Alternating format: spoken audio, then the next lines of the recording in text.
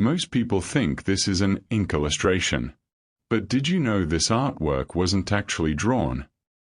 This is Frederick Achilles, Duke of Württemberg, a fancy-sounding nobleman from London who lived from 1591 to 1631.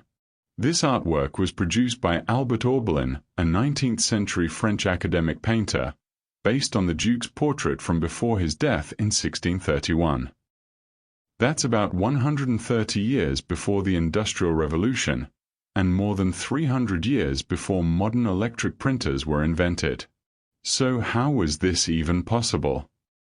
The first mechanical printer was invented around 1440 by German craftsman Johannes Gutenberg. This is about 50 years before Columbus reached the Americas. That is a long time ago. So how does this become this? In fine art, this technique is called engraving. Engraving was one of the most important, and frankly, one of the few, printing methods used from the 1400s to the 1800s. It's part of a technique called intaglio printmaking, where artists carve lines into a metal plate to hold ink. The process started with a copper or zinc plate. Using a sharp metal carving tool called a burin, the artist carefully cut every single line and detail into the surface. Once the design was finished, the artist covered the entire plate with ink, then wiped away the excess. The ink stayed only inside the carved lines. Then, a sheet of paper was pressed onto the plate, either by hand or with a printing press, transferring the image. Depending on the material and carving method, there were several different types of techniques like this one.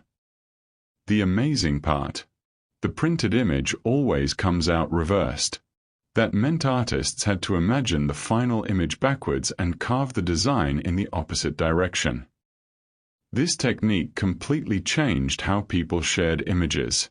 It allowed artworks, scientific illustrations, books, and even Bibles to be reproduced and seen by thousands of people. So next time you see an old ink drawing, take a closer look.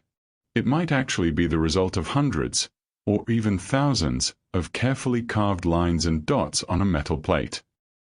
So what do you think is more impressive, today's modern printing technology, or this handmade engraving? What do you think is the most beautiful picture book ever created? In the next episode, we'll dive into this strange little picture book made more than 1,000 years ago.